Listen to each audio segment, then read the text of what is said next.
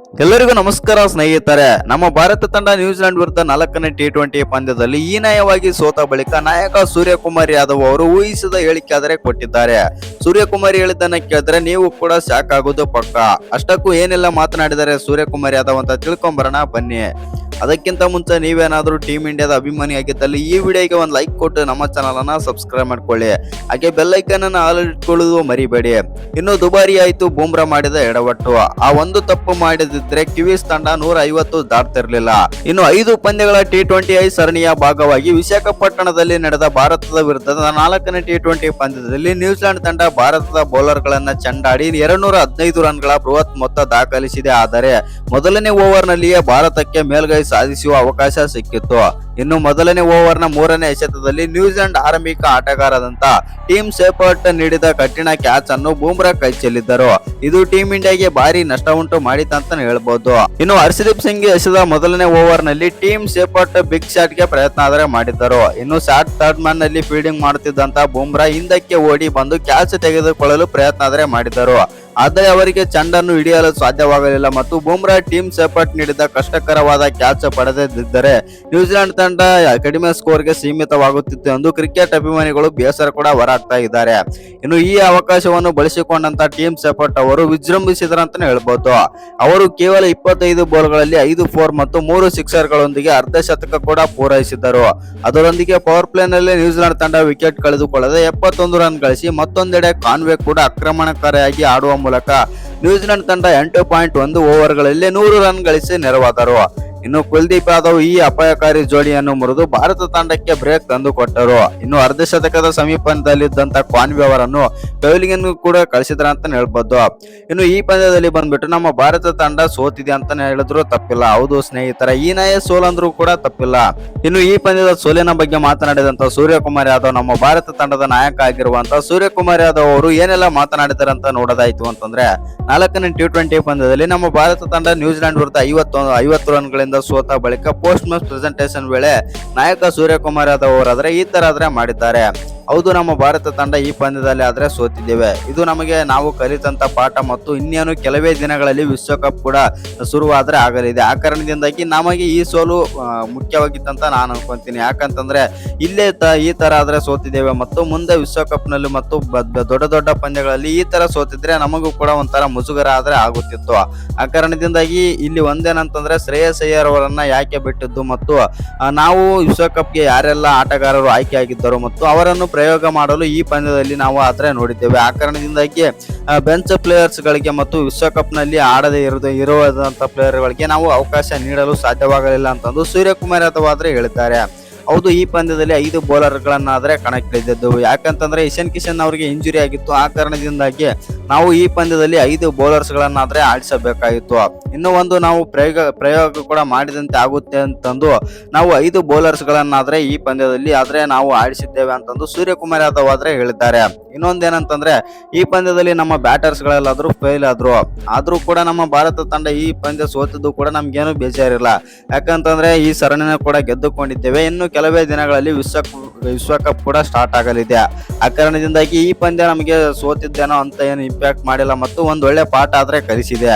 ಇನ್ನು ನಮ್ಮ ಭಾರತ ತಂಡ ಈ ಪಂದ್ಯನೂ ಕೂಡ ಗೆಲ್ಬಹುದಾಗಿತ್ತು. ಆ ತರ ಆದ್ರೆ ಕಂಬ್ಯಾಕ್ ಮಾಡಿತ್ತಂತಾನೆ ಹೇಳಿದ್ರು ಸೂರ್ಯಕುಮಾರ್ ಯಾದವ್. ಸೂರ್ಯಕುಮಾರ್ ಯಾದವ್ ಅವರು ಶಿವಂ ದುಬೆ ಬಗ್ಗೆನೂ ಕೂಡ ಮಾತಾಡ್ತಾರೆ. ಶಿವಂ ದುಬೆ ಈ ಪಂದ್ಯದಲ್ಲಿ ಅದ್ಭುತವಾಗಿ ಬ್ಯಾಟಿಂಗ್ ಆದ್ರೆ ಮಾಡಿದ್ದರು. ಅವರ ಜೊತೆ ಒಬ್ಬ ಬ್ಯಾಟರ್ ನಿಂತು ಕೂಡ ಬ್ಯಾಟಿಂಗ್ ಮಾಡಿದ್ರೆ ಈ ಪಂದ್ಯ ನಮ್ಮ ಭಾರತದ ಕಡೆಗೆ ತಿರುಗುತ್ತಿತ್ತು ಮತ್ತು ಭಾರತ ತಂಡ ಗೆಲ್ಲುವ ಚಾನ್ಸಸ್ ಕೂಡ ಜಾಸ್ತಿ ಇರ್ತಿತ್ತು. ಆ ಕಾರಣದಿಂದಾಗಿ ನಮ್ಮ ಬ್ಯಾಟರ್ಸ್ ಗಳೆಲ್ಲ ಫಾರ್ಮ್ಗೆ ಆದ್ರೆ ಬಂದಿದ್ದಾರೆ.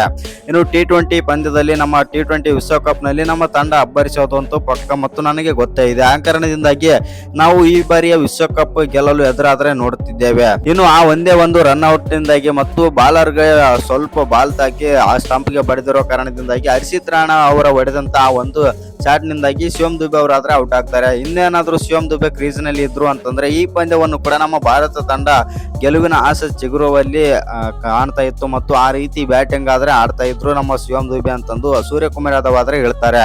ಇನ್ನು ಬೌಲಿಂಗ್ ಮೇಲೂ ಕೂಡ ಮಾತಾಡ್ತಾರೆ. ಬೌಲಿಂಗ್ ಬಗ್ಗೆ ಮಾತಾಡ್ಬೇಕಂತಂದ್ರೆ ಇವತ್ತು ನಮ್ಮ ಬೌಲರ್ಸ್ ಗಳು ತುಂಬಾನೇ ದುಬಾರಿ ಆದಂತ ಆದ್ರೆ ಕಂಡರು. ಹೌದು, ಇವತ್ತಿನ ಪಿಚ್ ನಲ್ಲಿ ಬಂದ್ಬಿಟ್ಟು ಬ್ಯಾಟಿಂಗ್ ಕಂಡೀಷನ್ ಇತ್ತು, ಎಲ್ಲರಿಗೂ ಕೂಡ ಗೊತ್ತೇ ಇದೆ. ಆದ್ರೂ ಕೂಡ ಇಂತಹ ಪಿಚ್ಗಳಲ್ಲಿ ನಮ್ಮ ಬೌಲರ್ಸ್ಗಳು ಈ ತರ ರನ್ ಕೊಡ್ತಾರೆ ಅಂತ ನಾನು ಅಂದುಕೊಂಡಿದ್ದಿಲ್ಲ. ಯಾಕಂತಂದ್ರೆ ರವಿ ಬಿಷ್ಣೋಯ್ ಇವತ್ತು ತುಂಬಾನೇ ಎಕ್ಸ್ಪೆನ್ಸಿವ್ ಆದ್ರೆ ಆಗ್ತಾರೆ. ಇವತ್ತು ಹರ್ಷಿತ್ ರಾಣಾ ಆಗಿರಲಿ ಮತ್ತು ರವಿ ಬಿಷ್ಣೋಯ್, ಕುಲ್ದೀಪ್ ಯಾದವ್ ಎಲ್ಲ ಬೌಲರ್ಸ್ಗಳು ಕೂಡ ಅದೇ ತರ ಎಕ್ಸ್ಪೆನ್ಸಿವ್ ಆದ್ರೆ ಆದ್ರು. ಎಸ್ಪೆಷಲಿ ಹೇಳ್ಬೇಕಂತಂದ್ರೆ ಬೂಮ್ರಾ ಕೂಡ 4 ಓವರ್ಗಳಲ್ಲಿ 38 ರನ್ ಆದ್ರೆ ಬಿಟ್ಟು ಕೊಡ್ತಾರೆ. ಒಟ್ಟಿನಲ್ಲಿ ನಮ್ಮ ಭಾರತ ತಂಡ ಇವತ್ತಿನ ಪಂದ್ಯದಲ್ಲಿ ಸೋಲಿಗಿಂತ ಪಾಠ ಕಲಿತಿದೆ ಅಂದ್ರೂ ತಪ್ಪಿಲ್ಲ ಅಂತಂದು ಸೂರ್ಯಕುಮಾರ್ ಯಾದವ್ ಆದ್ರೆ ಹೇಳಿದ್ದಾರೆ. ಇನ್ನು ಈ ಪಂದ್ಯದ ಹೈಲೈಟ್ಸ್ ಬಗ್ಗೆ ಕೂಡ ಸ್ವಲ್ಪ ತಿಳ್ಕೊಂಬರೋಣ ಬನ್ನಿ. ಇನ್ನು ವಿಶಾಖಪಟ್ಟಣದಲ್ಲಿ ನಡೆದ 4ನೇ T20 ಪಂದ್ಯದಲ್ಲಿ ನ್ಯೂಜಿಲೆಂಡ್ ತಂಡ ಭರ್ಜರಿಯಾಗಿ ಜಯ ಆದ್ರೆ ಸಾಧಿಸಿದೆ. ಇನ್ನು ಸತತ 3 ಪಂದ್ಯಗಳನ್ನು ಸೋತು ಸರಣಿ ಕಳೆದುಕೊಂಡಿದ್ದ ನ್ಯೂಜಿಲೆಂಡ್ ತಂಡ ಈ ಪಂದ್ಯದಲ್ಲಿ ಬ್ಯಾಟಿಂಗ್ ಬೌಲಿಂಗ್ ಎರಡರಲ್ಲೂ ಟೀಂ ಇಂಡಿಯಾ ಮೇಲೆ ಪ್ರಾಬಲ್ಯ ಸಾಧಿಸಿ ಜಯ ಆದ್ರೆ ಸಾಧಿಸಿದೆ. ಇನ್ನು ಮೊದಲು ಬ್ಯಾಟಿಂಗ್ ಮಾಡಿದಂತ ನ್ಯೂಜಿಲೆಂಡ್ ತಂಡ 215 ರನ್ ಆದ್ರೆ ಗಳಿಸಿತ್ತು. ಇನ್ನು ಟೀಮ್ ಶೆಫರ್ಡ್ 36 ಬಾಲ್ಗಳಲ್ಲಿ 7 4 ಮತ್ತು 3 ಸಿಕ್ಸರ್ಗಳ ಸಹಾಯದಿಂದ 62 ರನ್ ಗಳಿಸಿ ಅಗ್ರ ಸ್ಕೋರರ್ ಆದರು. ಹೌದು ಸ್ನೇಹಿತರೆ, 216 ರನ್ಗಳ ಗುರಿಯನ್ನು ಬೆನ್ನತ್ತಿದ ಟೀಂ ಇಂಡಿಯಾ 18.4 ಓವರ್ಗಳಲ್ಲಿ ತನ್ನೆಲ್ಲ ವಿಕೆಟ್ ಕಳೆದುಕೊಂಡು 166 ರನ್ಗಳಿಗೆ ಆಲ್ಔಟ್ ಆಗುವ ಮೂಲಕ 50 ರನ್ಗಳಿಂದ ಸೋಲು ಕಂಡಿತು.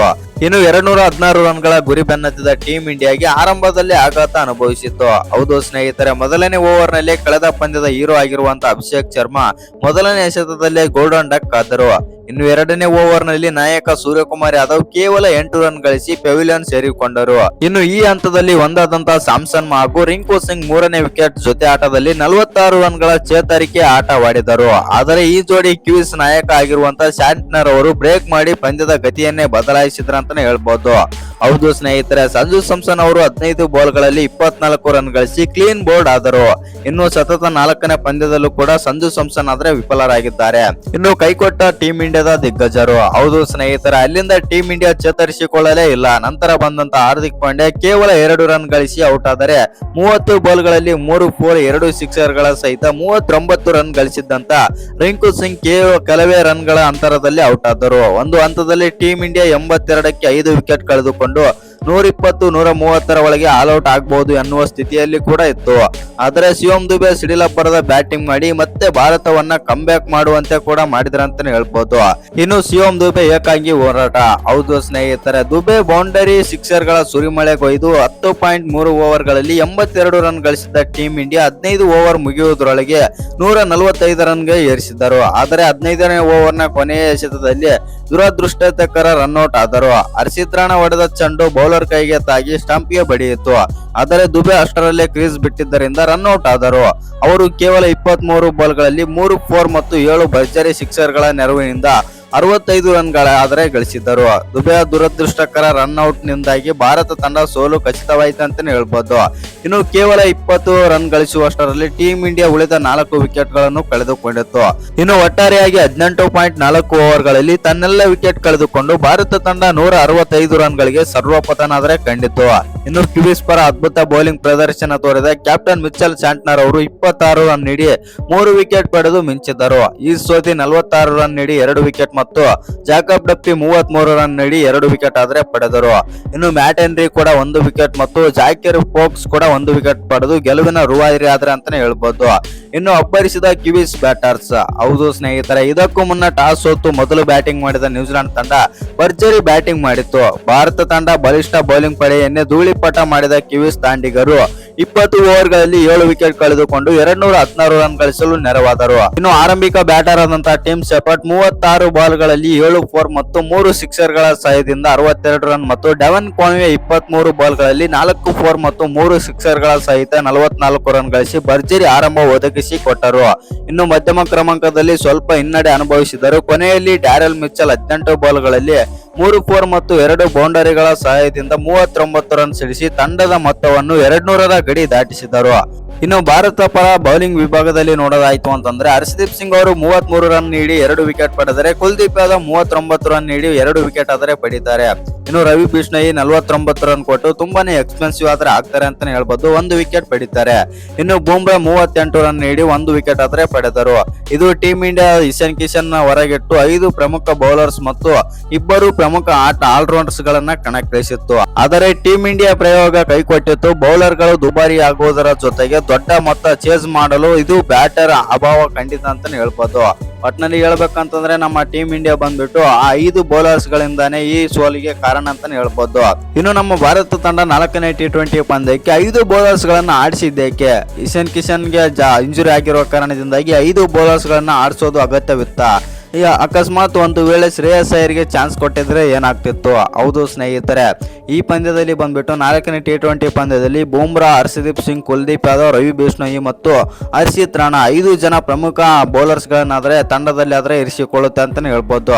ಹೌದು, ಇಶಾನ್ ಕಿಶನ್ ಅವರಿಗೆ ಇಂಜುರಿ ಆಗಿತ್ತಂತ ಎಲ್ಲರಿಗೂ ಕೂಡ ಗೊತ್ತೇ ಇರುತ್ತೆ. ಆ ಕಾರಣದಿಂದಾಗಿ ಹೌದು, ಇಶಾನ್ ಕಿಶನ್ ಜಾಗದಲ್ಲಿ ಅಕ್ಷರ್ ಪಟೇಲ್ ಅಥವಾ ಶ್ರೇಯಸ್ ಅಯ್ಯರ್ ಬಂದ್ರೆ ಅಚ್ಚರಿ ಇರ್ತಿರ್ಲಿಲ್ಲ.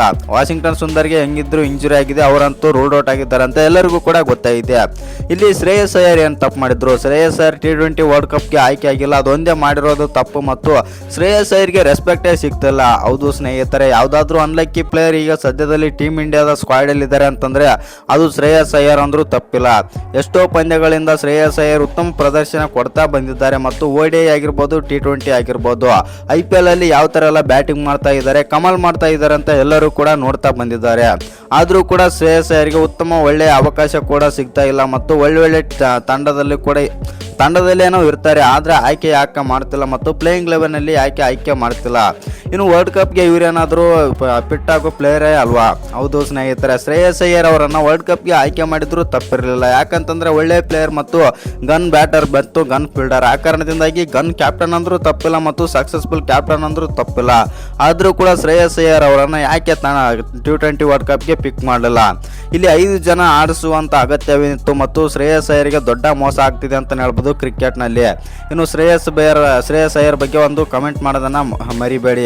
ಇನ್ನು ಈ ಬಾರಿ ನಮ್ಮ ಭಾರತ ತಂಡ ಬಂದ್ಬಿಟ್ಟು ಓಪನರ್ ಆಗಿ ಸಂಜು ಸ್ಯಾಮ್ಸನ್ ಅವರನ್ನಾದ್ರೆ ಪಿಕ್ ಮಾಡಿದೆ ವರ್ಲ್ಡ್ ಕಪ್ಗೆ. ಇಲ್ಲಿ ನೋಡಿದ್ರೆ ಉತ್ತಮ ಪ್ರದರ್ಶನ ಕೊಡ್ತಾ ಇಲ್ಲ ಮತ್ತು ಕಳೆದ 4 ಪಂದ್ಯಗಳಿಂದ ಕಳಪೆ ಪ್ರದರ್ಶನ ಆದ್ರೆ ಕೊಡ್ತಾ ಬರ್ತಾ ಇದ್ದಾರೆ ಸಂಜು ಸ್ಯಾಮ್ಸನ್. ಈ ರೀತಿ ಆದ್ರೆ ಮತ್ತು ಬ್ಯಾಟಿಂಗ್ ಕೊಲಾಪ್ಸ್ ಆದ್ರೆ ನಮ್ಮ ಭಾರತ ತಂಡ ವಿಶ್ವಕಪ್ನಲ್ಲಿ ಏನ್ ಮಾಡುತ್ತೆ? ಇವರಿಂದಾಗಿ ಗಿಲ್ ಅವರನ್ನೇ ತಂಡದಿಂದ ಕೈ ಬಿಡಬೇಕಾಗಿತ್ತು ಅಂತಾನೆ ಹೇಳ್ಬೋದು ಸಂಜು ಸ್ಯಾಮ್ಸನ್ ಅವರಿಂದಾಗಿ. ಆ ಕಾರಣದಿಂದಾಗಿ ಸಂಜು ಸ್ಯಾಮ್ಸನ್ ಈ ರೀತಿ ವಿಶ್ವಕಪ್ನಲ್ಲಿ ಆಡಿದ್ರೆ ನಮ್ಮ ಟೀಮ್ ಇಂಡಿಯಾದ ಗತಿ ಏನು? ಹೌದು, ಶ್ರೇಯಸ್ ಅಯ್ಯರ್ಗೆ ಎಬಿಲಿಟಿನೇ ಇಲ್ವಾ? ಶ್ರೇಯಸ್ ಅಯ್ಯರ್ನ ತಂಡದಲ್ಲಿ ಇರಿಸಿಕೊಂಡ್ರೆ ಯಾವ ತರ ಬ್ಯಾಟರ್ ಅಂತ ಎಲ್ಲರೂ ಕೂಡ ನೋಡಿದ್ದಾರೆ. ಶ್ರೇಯಸ್ ಅಯ್ಯರ್ಗೆ ಮೋಸ ಆಗ್ತಿರೋದಂತೂ ಪಕ್ಕ. ಹೌದು, ಇಶಾನ್ ಕಿಶನ್ ಅವರಿಗೆ ಇಂಜುರಿ ಆಗಿತ್ತು ಅಂತ ಎಲ್ಲರಿಗೂ ಕೂಡ ಗೊತ್ತಾಯಿತು. ಆದರೂ ಇಲ್ಲಿ 5 ಜನ ಬೌಲರ್ಸ್ಗಳನ್ನು ಆಡಿಸುವ ಅಗತ್ಯವಿತ್ತ? ಹೌದು, ನಮ್ಮ ಟೀಮ್ ಇಂಡಿಯಾ ಬಂದ್ಬಿಟ್ಟು 3ಕ್ಕೆ 3 T20 ಪಂದ್ಯ ಗೆದ್ದು ಸೀರೀಸ್ನ ಗೆದ್ದುಕೊಂಡಿದೆ ಮತ್ತು ಆ ಕಾರಣದಿಂದಾಗಿ ಆಡಿಸಿದ್ರು ತಪ್ಪಿಲ್ಲ. ನಮ್ಮ ಬೌಲಿಂಗ್ ಸ್ಟ್ರೆಂತ್ ನೋಡೋಣ ಅಂತಂದು ಒಂದು ಪ್ರಯೋಗ ಕೂಡ ಮಾಡಿದೆ. ಆದರೆ ಕೆಲವೇ ದಿನಗಳಲ್ಲಿ T20 ವರ್ಲ್ಡ್ ಕಪ್ನ ಇಟ್ಕೊಂಡು ಇಂಥ ಪ್ರಯೋಗಗಳೆಲ್ಲ ಮಾಡೋದು ಸರಿಯಲ್ಲ ಅಂತಲೇ ಹೇಳ್ಬೋದು. ಯಾಕಂತಂದರೆ ಬ್ಯಾಟರ್ಸ್ಗಳಿಗೆ ಈ ರೀತಿ ಆದರೆ ಸ್ವಲ್ಪ ಮೋಸ ಆದಂತೆ ಆಗುತ್ತೆ ಅಂತಲೇ ಹೇಳ್ಬೋದು. ಇನ್ನು ಇದೇ ರೀತಿ T20 ವಿಶ್ವಕಪ್ನಲ್ಲೂ ಕೂಡ ಬಿಗ್ ಪಂದ್ಯದಲ್ಲಿ ಕೂಡ ಇದೇ ಥರ ಬ್ಯಾಟಿಂಗ್ ಕೊಲಾಪ್ಸ್ ಆಗಿ ಈ ರೀತಿ ಆದರೆ 5 ಜನ ಬೌಲರ್ಸ್ಗಳನ್ನು ಇಟ್ಕೊಂಡು ನಮ್ಮ ಟೀಮ್ ಇಂಡಿಯಾ ಏನಾದರೂ ಆಡಿದರೆ ಈ ರೀತಿ ಬ್ಯಾಟಿಂಗ್ ಕೊಲಾಪ್ಸ್ ಆದರೆ ನಮ್ಮ ಟೀಮ್ ಇಂಡಿಯಾದ ಗತಿ ಏನು? ಹೌದು ಸ್ನೇಹಿತರೆ, ಈ ಥರ ಆದರೆ ನಮ್ಮ ಟೀಮ್ ಇಂಡಿಯಾದ ಮಾನ ಅಂತೂ ಪಕ್ಕ ಹೋಗುತ್ತೆ ಅಂತಲೇ ಹೇಳ್ಬೋದು. ಹೌದು, ಮುಂದೆ ಅದು ಬಿಗ್ ಆದರೆ ತಂಡ ಬರ್ತಾ ಇವೆ. ಆಸ್ಟ್ರೇಲಿಯಾ, ಇಂಗ್ಲೆಂಡ್ ಮತ್ತು ವೆಸ್ಟ್ ಇಂಡೀಸ್ನಂಥ ದಿಗ್ಗಜ ತಂಡಗಳು ಕೂಡ ಎದುರಾಗುತ್ತಿವೆ. ನಮ್ಮ ಶತ್ರು ಆಗಿರುವಂತಹ ಪಾಕಿಸ್ತಾನದ ವಿರುದ್ಧನೂ ಕೂಡ ನಾವು ಆಡಬೇಕು. ಪಾಕಿಸ್ತಾನದ ವಿರುದ್ಧ ಈ ರೀತಿ ಆಡಿದರೆ ನಮ್ಮ ಟೀಮ್ ಇಂಡಿಯಾದ ಮರ್ಯಾದೆನೇ ಹೋಗೋದು. ಆ ಕಾರಣದಿಂದಾಗಿ ನಮ್ಮ ಟೀಮ್ ಇಂಡಿಯಾ ಬ್ಯಾಟಿಂಗ್ ಕೊಲಾಪ್ಸ್ ಆದರೆ ತುಂಬಾನೇ ಕಷ್ಟ ಆದರೆ ಇದೆ. ಹೀಗೆ 4 ಪಂದ್ಯಗಳಲ್ಲಿ ಕೈ ಕೊಡ್ತಾ ಇರುವಂತಹ ಸಂಜು ಸ್ಯಾಮ್ಸನ್ ಮುಂದೆ ಕೈ ಕೊಡಲ್ಲ ಅಂತ ಏನು ಗ್ಯಾರಂಟಿ? ಇನ್ನು ಇಲ್ಲೇ ಒಂದೇನಂತಂದ್ರೆ ಶ್ರೇಯಸ್ ಅಯ್ಯರ್ ಅವರನ್ನ ಮತ್ತೆ ನಮ್ಮ ಟೀಮ್ ಇಂಡಿಯಾಗೆ ಬ್ಯಾಕ್ ಮಾಡೋಕ್ಕೆ ಚಾನ್ಸೇ ಇಲ್ವಾ ಮತ್ತು ವಿಶ್ವಕಪ್ಗೆ ಹಾಕೋಕ್ಕೆ ಚಾನ್ಸೇ ಇಲ್ವಾ? ವಿಶ್ವಕಪ್ಗೆ ಹಾಕೋದು ಒಂದು ಕಡೆ ಬಿಟ್ಟರೆ ಈ ಮ್ಯಾಚಸ್ಗಳಿಗೆ ಬಂದ್ಬಿಟ್ಟು ಶ್ರೇಯಸ್ ಅಯ್ಯರ್ ಅವರನ್ನ ಪಿಕ್ ಮಾಡ್ತಾ ಇಲ್ಲ ಮತ್ತು ಸ್ಕ್ವಾಡಲ್ಲೇ ಕರ್ಕೊಳ್ತಾ ಇಲ್ಲ. ಅವರನ್ನು ಯಾಕೆ ಅಷ್ಟಕ್ಕೂ ಹೇಳ್ಬೇಕಂತಂದರೆ ಪ್ಲೇಯಿಂಗ್ 11 ಮತ್ತು 15 ಮೆಂಬರ್ಸಲ್ಲಿ ಯಾಕೆ ಮತ್ತೆ ಆಯ್ಕೆ ಮಾಡಿದ್ರು ಅಂತ ಎಲ್ಲರಿಗೂ ಕೂಡ ಒಂದು ತಲೆಯಲ್ಲಿ ಗೊಂದಲ ಆದರೆ ಇದೆ. ಒಟ್ಟಿನಲ್ಲಿ ಹೇಳ್ಬೇಕಂತಂದರೆ ಇಲ್ಲಿ ಒಳ್ಳೆ ಪ್ಲೇಯರ್ಗೆ ಒಂದು ಒಳ್ಳೆ ದೊಡ್ಡ ಮೋಸ ಆಗ್ತಾ ಇದೆ ಅಂದರೂ ತಪ್ಪಿಲ್ಲ. ಹೌದು, ಗಿಲ್ ಅವರು ಸಖತ್ತಾಗಿ ಆಡ್ತಾ ಇದ್ರು. ಗಿಲ್ ಬದಲಿಗೆ ಸಂಜು ಸ್ಯಾಮ್ಸನ್ ಏಕೆ ಪಿಕ್ ಮಾಡಿದ್ದು? ಗಿಲ್ ಅವರನ್ನು ತಂಡದಲ್ಲಿ ಇಟ್ಟುಕೊಂಡಿದ್ರೆ ಒಂದು ಅವಕಾಶ ಕೂಡ ಇರ್ತಾ ಇತ್ತು ಅಂತ ಹೇಳ್ಬೋದು ನಮ್ಮ ಭಾರತ ತಂಡಕ್ಕೆ. ಗಿಲ್ ಅಂತ ಕ್ವಾಲಿಟಿ ಬ್ಯಾಟ್ಸ್ಮನ್ ಅಂತ ಎಲ್ಲರಿಗೂ ಕೂಡ ಗೊತ್ತಾಗಿದೆ. ಆದ್ರೂ ಕೂಡ ನಮ್ಮ ಭಾರತ ತಂಡ ಗಿಲ್ ಅವ್ರಿಗೂ ಕೂಡ ಮೋಸ ಮಾಡಿತ್ತು ಅಂತಾನೆ ಹೇಳ್ಬೋದು.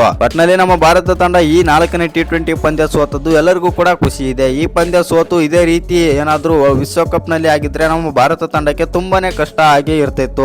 ಆ ಕಾರಣದಿಂದಾಗಿ ಈ ಪಂದ್ಯದಲ್ಲಿ ಸೋತು ಮತ್ತು ನಮ್ಮ ಭಾರತ ತಂಡಕ್ಕೆ ಒಂದು ಪಾಠ ಕಲಿಸಿದಂತೆ ಆಗಿದೆ ಅಂತ ಹೇಳ್ಬೋದು ನ್ಯೂಜಿಲೆಂಡ್ನ ಆಟಗಾರರು ಪ್ಲೇಯರ್ಸ್. ಈ 4ನೇ T20 ಪಂದ್ಯದಲ್ಲಿ ಬಂದ್ಬಿಟ್ಟು ನಮ್ಮ ಭಾರತ ತಂಡ ತುಂಬಾನೇ ಪಾಠ ಆದರೆ ಕಲ್ಕೊಂಡಿದೆ. ಇನ್ನು ನಿಮ್ಮ ಪ್ರಕಾರ ಏನು ಅನ್ಸುತ್ತೆ ಅಂತ ಕಮೆಂಟ್ ಮಾಡೋದನ್ನ ಮರಿಬೇಡಿ. ಹಾಗೆ ಇನ್ನು ಯಾರ್ಯಾರು ಚಾನಲ್ಗೆ ಸಬ್ಸ್ಕ್ರೈಬ್ ಮಾಡ್ಕೊಂಡಿಲ್ಲ ಸಬ್ಸ್ಕ್ರೈಬ್ ಮಾಡ್ಕೊಂಡು ಬೆಲ್ ಐಕಾನನ್ನು ಆಲ್ ಇಟ್ಕೊಳ್ಳಿ. ಹಾಗೆ ಮರಿದೆ ವಿಡಿಯೋಗೊಂದು ಲೈಕ್ ಕೊಡೋದನ್ನ ಕೂಡ ಮರಿಬೇಡಿ.